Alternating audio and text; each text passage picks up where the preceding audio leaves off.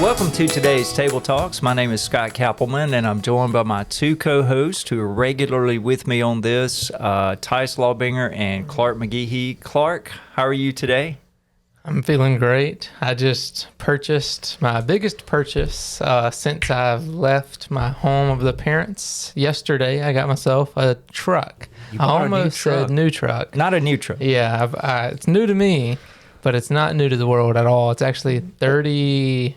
It's older than you. It's older than me by a lot. So Wow. 30-something years old. I can't wait to see it. 32. You showed me a picture of it this morning, but I can't wait for you to roll up here in the parking lot. Let us all take a look at it. Yeah, and I'm going to Yellowstone this week too, so I just have a big week. Yeah, today's your last day with us, and then you're headed off on a vacation. That's right. Yeah, it's going to be a fun trip. Oh man, like me and Annabeth are over the moon about it. We just can't wait. Annabeth is my wife for any listeners that might not know. So. You're flying out tomorrow and be Yes. gone about a week. That's right. That's awesome. All right, Tyce, how are you? I'm doing good. You had a little vacation over the weekend. I did. I got to see some family. So, Went to Brooklyn's family's gathering for the 4th. yep, Had a good time. it was great. Unfortunately, she's come down with a bad ear infection. She has come down with a really bad ear infection, but that's okay. So I'm ready to hold down the fort while Clark's gone. My job's gonna be so hard. Got to go to a couple movies with college students and to the coffee shop. So just gonna be struggling without him. Yeah, no kidding. That's Pastor good. Scott, you went somewhere on the 4th as Yeah, well? we went to see my parents. We'd not seen them in quite a while. We've seen them in person. We'd not been to their house since before Christmas. So they were really excited that we came and spent the night with them. And then we saw Kelly's mom at the end of the trip and ate supper with her quickly and then came back to Starkville. So got to see both sides of the family, which was great. A good time. Had some really good food, so it was a great trip in my book. You know, at my age, if you have good food on a trip, it's fantastic. Hey, That's because you're not all food's good to you. Yeah, I'm a picky eater, Yeah. and so they had all the things that I really like on this trip. Yeah, We had no. barbecue, we had fish, The salmon croquets. no salmon croquets, none. So I was really excited about that. there we go. All right. So today, now that we've given you a little introduction into our lives over the last week, we're going to talk about the question, is America a Christian nation? And so I wanted to start today by just asking you, what do you love about the United States of America? And if you've traveled out of the country, you probably have an even greater appreciation about certain things. But what would you say in general that you do love about our country?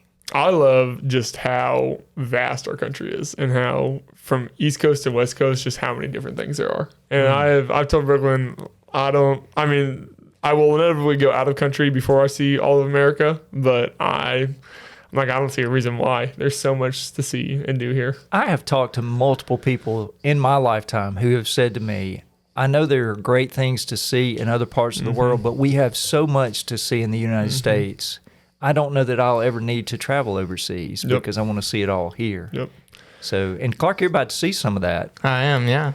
In the total opposite end of the world, of the United States where we're at now. Yeah, that's right. true.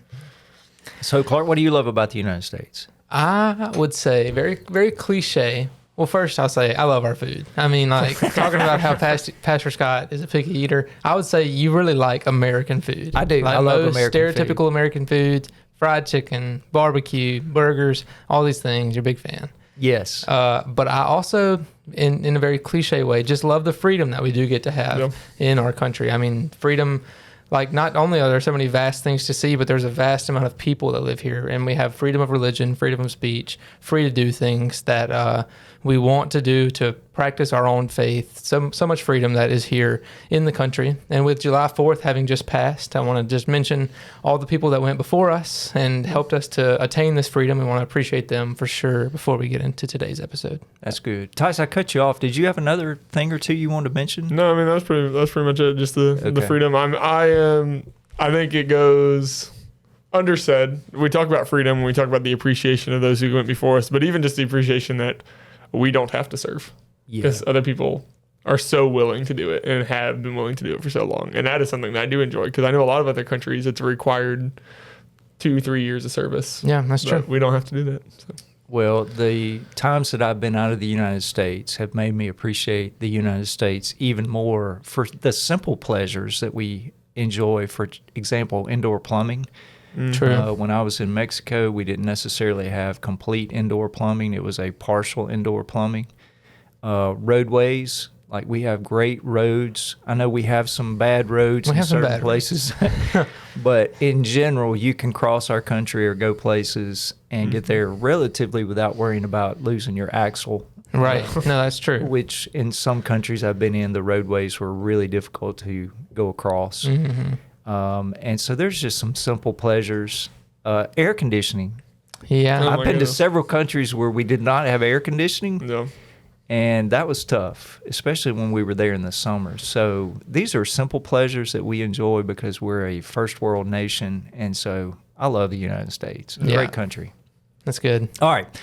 So this topic we're talking about, is America a Christian nation? Have you ever had anybody approach you and want to talk about this subject? And if they did, was it a confrontational type discussion? Or do you think this is more something that maybe the people in the media promote, more so maybe in an election cycle than any other time, but to keep things maybe stirred up or keep people coming back to their networks to watch their news? What do you think about that?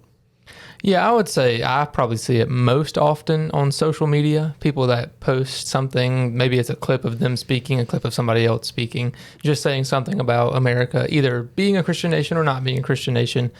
When I hear people talk about it, I more often hear it's almost implied that they believe one or the other through the things that they're saying. And we can kind of get into some of that as we continue today's discussion, but they don't come necessarily wanting to talk about America is for sure a Christian nation, but there's sort of some implicit things that you can pick up on when they're talking. But what about you, Tyce? No, I think you said it perfectly. Like social media, you'll see the occasional like, oh, Jesus is wearing an American flag as a cape or something like that. Yeah. But most people, I don't think, come talking to me about it. Like you said, they just imply it, and then I bring up the subject. I'd say more than people bring the subject up to me. Like You bring it up. yeah, like why'd you say that? Like why do you think what you said is true? And so Tyce more challenges them. blood.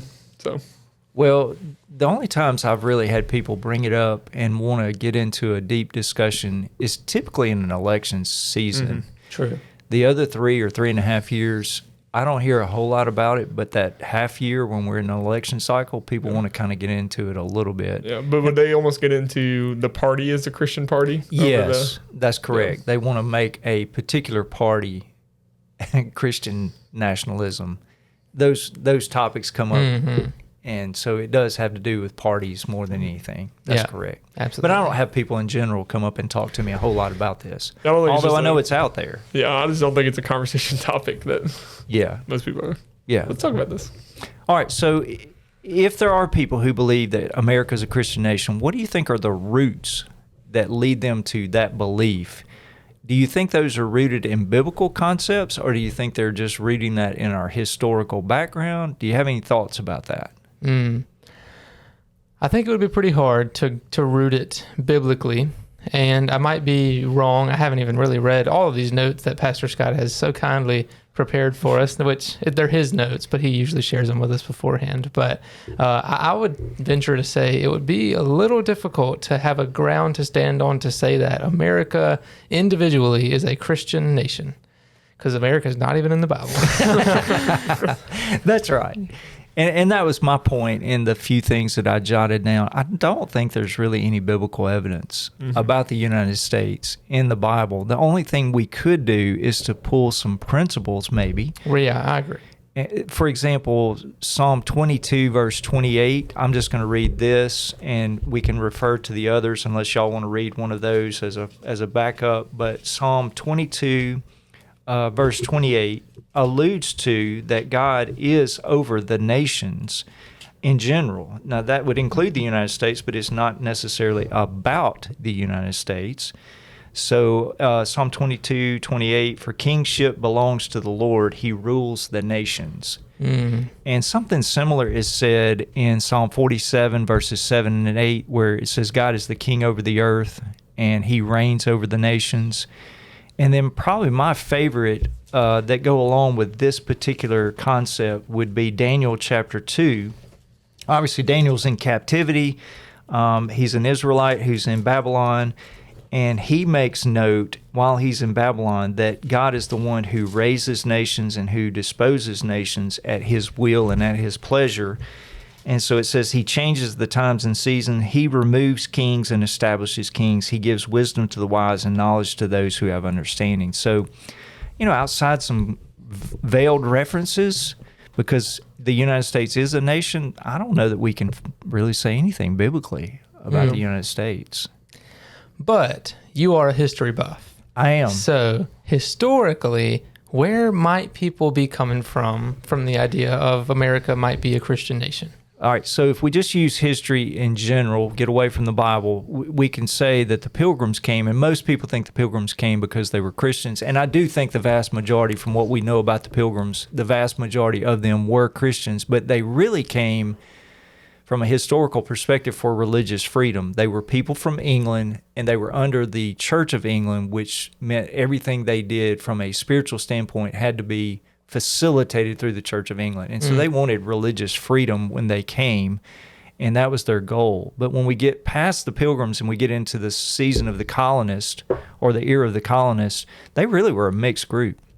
You had some Christians, you had some deists, you had some loyalists in the colony period, and the loyalists were those who wanted to uphold allegiance to Britain and the Church of England, so they were loyalists.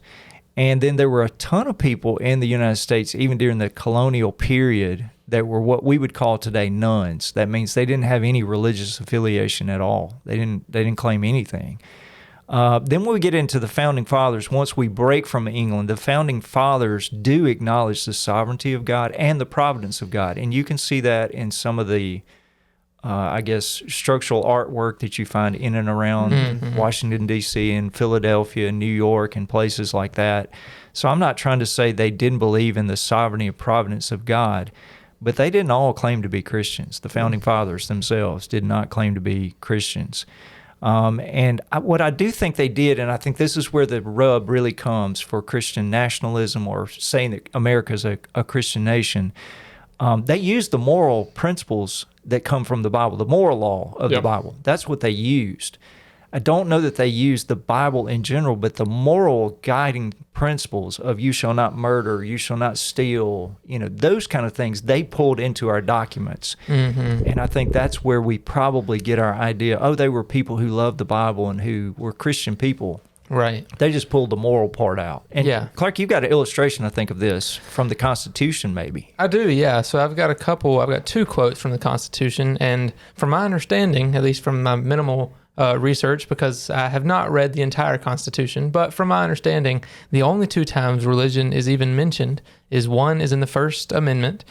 Congress shall make no law respecting an establishment of religion or prohibiting the free exercise thereof. Which includes both a condemnation of a state church like the Church of England and an opportunity for religious freedom, which is what I mentioned with the Pilgrims. Yeah, so it lines up very well with what literally the foundation of the United States was on. And then the other time is in Article 6, and it prohibits, quote, religious tests for public office, meaning you can't test someone if they have a specific religion and make that a criteria for holding any kind of public office. So these two examples don't do great for the idea that America might be a Christian nation, because it's promoting free, works, free exercise faith, of religion. Exercise of religion, exactly. Yeah, so that clause you just talked about, what was it, 6? Article 6, Article 6. So if the three of us were running for public office and they had not included that, and the requirement was you must be a Christian, all three of us would have to claim to be Christians to run for office. But with that clause, I can be a deist, Tyce can be a Christian, and you can be an atheist if you want to. And there might be some listening, some Christians who have good, well-meaning intent and say, well, that sounds awesome. I wish all of our politicians were Christians. And for those that are thinking that, I just kind of want to paint this different picture for you.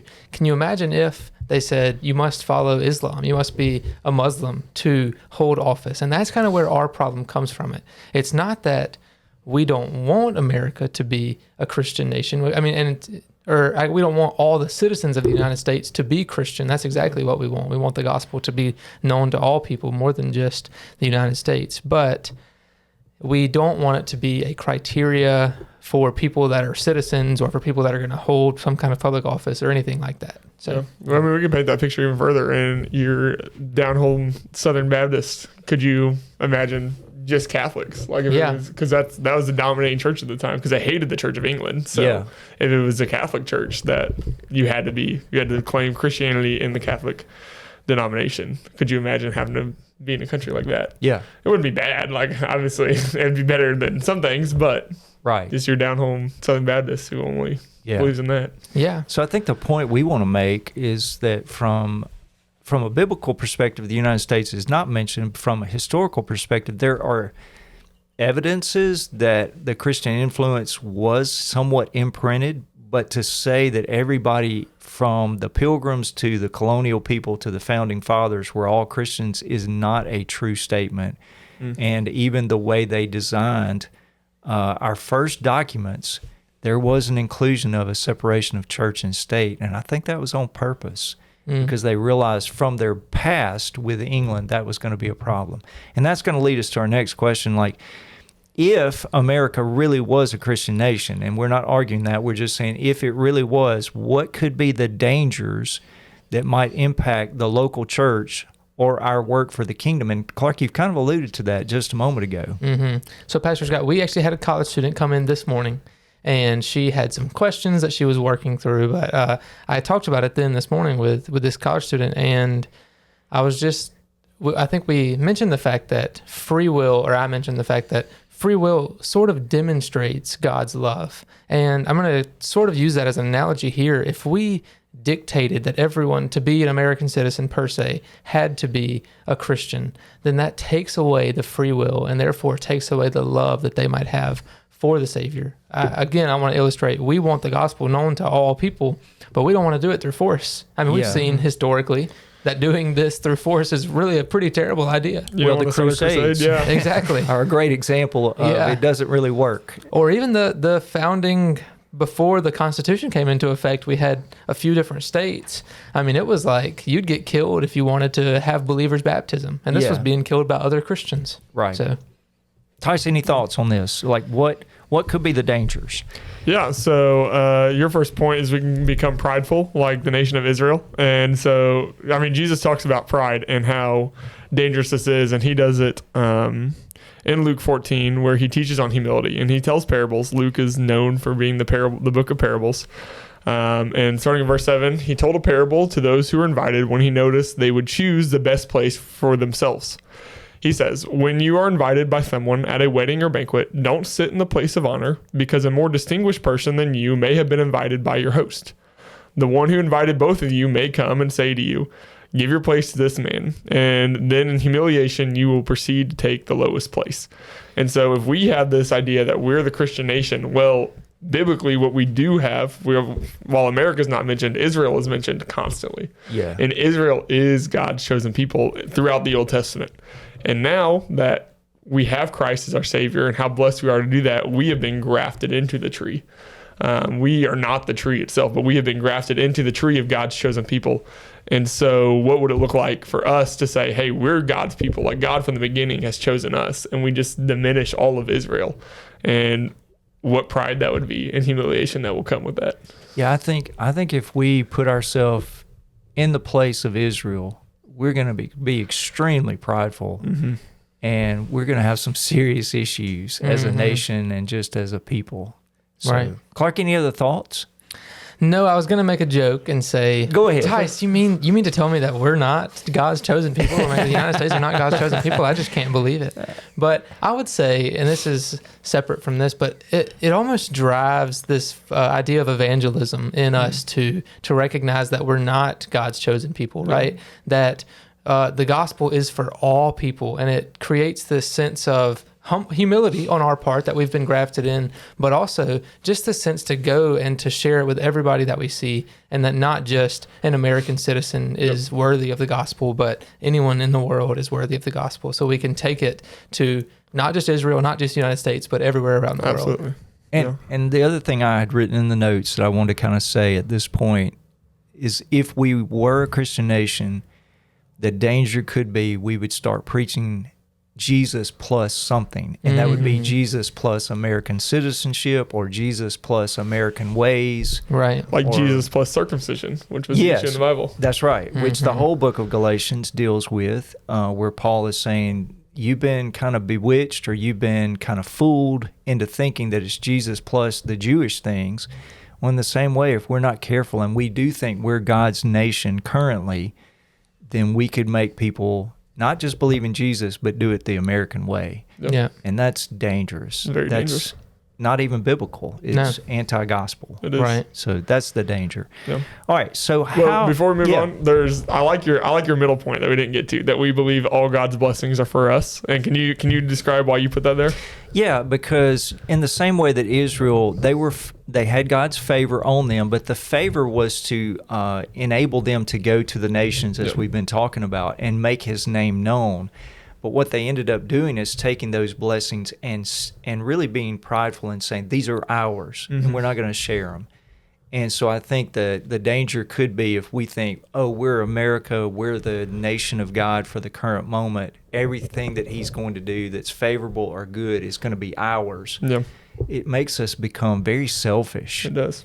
And we misuse the resources that He's given us, which should be used to make His name known, and we begin to selfishly use them for our own consumption and our own good. Yeah. But what do you say to someone that's like, well, God has blessed us since our beginning. Like we won a war that we shouldn't have won to get our independence, and since then we've just taken off, and we are the premier nation of the entire world.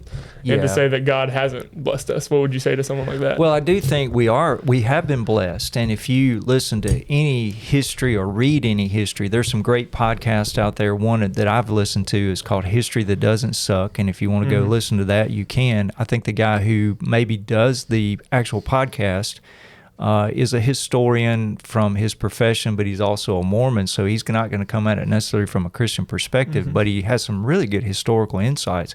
It is obvious in our history.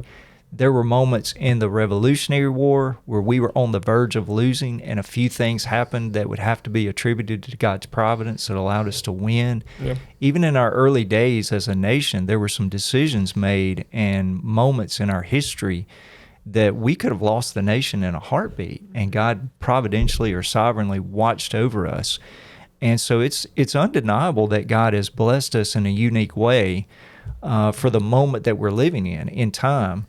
But at the same time, anytime God blesses a nation or uses a nation, He's got a bigger purpose than just that nation. That purpose includes His eternal purposes of making His name known in the world and achieving the eternal purposes outlined in the Bible. So Absolutely. that would be my answer. Yeah. I'm going to chase that, and this is my final thing for this question. But if we are so convinced as Americans that America is a Christian nation, we can get in the mindset that America can never fall. And I think That's a danger. is a very big danger, because nations rise and nations fall, and being a Christian is what's going to have to come first and foremost to being an American. That's good. I like that. That's a great way to finish that part of what we wanted to talk about. So how should we handle, let's say that there's a believer watching. We hope there are some believers watching. How should you handle those moments when people want to come and argue with you? Maybe you're in the same boat that we're in. You don't necessarily see America as a Christian nation, but they want to argue with you that America is a Christian nation. What are some tips that we might offer our listeners today that could help them navigate those moments? The very first thing I would say is to ask them questions. I think that's going to help you in any almost argument that you might get into. Is just ask them a question, ask them how they might define America being a Christian. Like, how would they define a Christian nation? Why would they say what they're saying? Just to kind of open up that, first of all, let them get their own point across, but also so you can understand how to navigate the rest of the conversation. Because it might end up being that you guys agree on a lot more than you realize that you do, and maybe the terms just need to be defined. That's true, because I think a lot of times we could get and just hear Christian nation say that's a trigger word for us as Christians who are like, no, not a chance. But then they just define it as, well, there's a lot of Christians who follow God. Right, exactly. Because if that's the case, then that's probably true. Yeah. I think that's good. It's a trigger word sometimes Yeah. that immediately puts us on edge, and we don't need to be that way. And that's why I wrote Colossians 4:6, one of the things I was going to suggest is disagree gently. I like what you said, Clark. Ask the questions and hear their perspective, and maybe even verbalize back to them, I'm hearing you say this, and this is why you believe this is a Christian nation. Let me go at it a little differently. And so I think this Colossians 4:6, let your speech always be gracious, seasoned with salt, so that you may know how you should answer each person. Now, this verse is given in the context of sharing the gospel. I understand that, but I think the principle applies the same way, that in these moments where people want to have debates and arguments, we just disagree gently, and we season our words with salt. And then the other thing that I was going to suggest is occasionally you'll run into somebody who's a little bit bombastic. They just want to argue and fight because that's their nature. And I think 1 Timothy 4:7 might give us some help in that, but have nothing to do with pointless and silly myths. Rather, train yourself in godliness. We never want to sacrifice our pursuit of Christ and our pursuit of godliness to get in a debate over an issue that really is not gospel-centric always. So that was my other quick one. You got another one, Clark? No. I was just following along with you in First Timothy. All right, that's good. All right, so our last question we're going to deal with in the final few minutes is, what are some things, okay, if America's not a Christian nation, which I don't think we all agree that it's not, what are some things we can do as an American citizen to promote the Christian faith, even though our nation is not a Christian nation? And so I've got a list of some things. Y'all may have thought of some others, or you may just want to take one of those that really stood out to you and talk about it. Yeah, I put one at the very end, so maybe I'll wait patiently for my turn. But No, go ahead. Start with that. Okay. I think that's probably the most important one to start with anyway. All right. Well, I said to pray, because at the end of the day, and I'm going to throw number 4 in here too. At the end of the day, I'm rehashing this for the third time this episode now, but we want the gospel to go to all people. And I will say that God actually wants that too. You know, if you're here listening and you just wanted to click on this just to hear about what our opinions were, but maybe you're not a believer, maybe you just haven't heard this verse, staying in 1 Timothy actually. 1 Timothy 2, 3 and 4 says, "This is good and pleases God our Savior, who wants all people to be saved and to come to a knowledge of the truth." God desires all people to be saved. He gives us that choice, as we kind of hinted at earlier, but he desires for all people to be saved, and that's our desire too. I want the United States, I want every person in the United States to be a believer. I want every person in the world to be a believer. So to pray and to stay focused on the Great Commission, stay focused on our part in getting the gospel known. Not a gospel plus American citizenship or gospel plus anything, but just the gospel. So to focus on the Great Commission and to continue praying for everyone. So that's good. Tyce, you want to dive in some way? Yeah, I like your second point because it directly applies to my family. Yes, it does. Run for public office or serve as Christian leaders. So my dad is a pastor. I work at a church, and my mom is a Missouri representative. So just leadership as a Christian runs through my family, and that's just what we feel God has called us to, and how great it is to not trying to brag on my family and say my mom is just doing like the greatest Lord's work ever. She's just being faithful to what God has called her to do. But having Christians in public office, just helping to guide just laws and guide decisions made by the state of Missouri in a way that doesn't force people to become Christians like we talked about, because we know that doesn't lead to just worship to the Lord or anything good out of that, but just, hey, I'm trying to serve the Lord the best we can, and these are things that I can do to help our state just live in a way that is pleasing to God. That's good. Yeah, because we as Christians do believe that following God's commands is ultimately going to lead to the best life. I mean, Yes. it won't lead to what we necessarily see as the best life, Yeah. but for God's best plan for us, I mean, following his commands. So we want to promote everyone doing that. Absolutely. But we just don't want to force all these things. So. I think to kind of complement what you said, I truly believe and I love that your mom's in the state legislature in Missouri, because she's doing a fantastic work. At the same time, on the other side of that coin, we don't want to rely on our government That is true. to legislate the Christian faith. That True. will never work. And so one of the things I wrote down is, as believers, we must live in righteousness every day and set the example of what faith looks like in following Jesus. And when we do that, I'm just going to use a proverb, which I know are not promises necessarily, they're just truths. But when the righteous flourish, the people rejoice. But when the wicked rule, people groan. And so that is a truth. It is a truth. It's a truth. And so if we're, as believers, if all the believers who have a faith in Jesus Christ, if we live in righteousness, the communities in which we live, the neighborhoods where we live, the businesses where we work are going to experience the favor of God in a way, not because we're not preaching the prosperity gospel. They're just going to experience, taste, and see that the Lord is good. I'm so happy you use Proverbs, because it's just wisdom. Like, it's wisdom from God. And if you do this, then for the most part, good things will happen to you. Like, if you live peaceably with one another, like, you're probably not going to have a very quarrelsome life where you're always just in anguish of what's going on around you. And so I think, while God doesn't directly bless us because we're a nation, but we were built on Christian foundations. And so if we live out these proverbs, then just life is easier. Yeah. It's especially in the country that we live in too. Absolutely. In the freedoms that we do have. Because like, take first century church. Jesus is like, you guys are going to die. Pretty harsh, but it's true. And then the final thing is, we are not trying to, or the final thing I have, I suppose, we're not trying to lead a revolt here. We're not trying to say, fight. Like, let's like all go against the country and no longer be citizens here. We still have, as Christians, actually, roles here in the United States. So I'm in Matthew chapter 22. I'm going to read verse 17 first. This is the Pharisees trying to trap Jesus here. It says, "Tell us then, what is your opinion? Is it right to pay the imperial tax to Caesar or not?" And I'm skipping down to verse 21, or I'll read verse 20 as well. Jesus asked them, "Whose image is this and whose inscription?"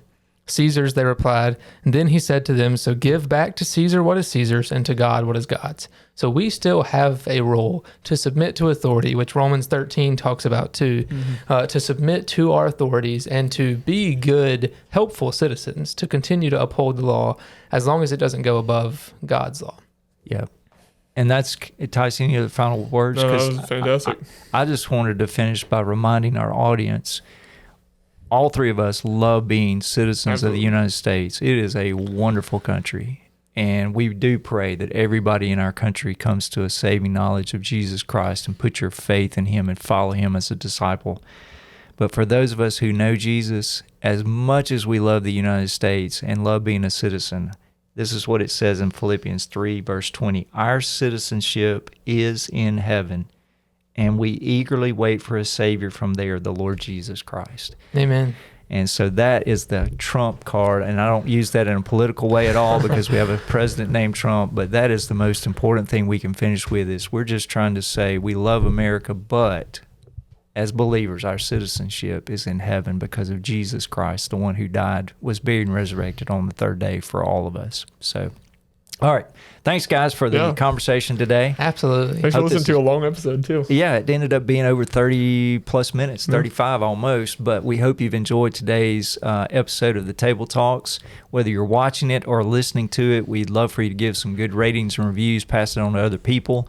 And then we hope you'll come back and join us in a few weeks for our next episode. Have a great week.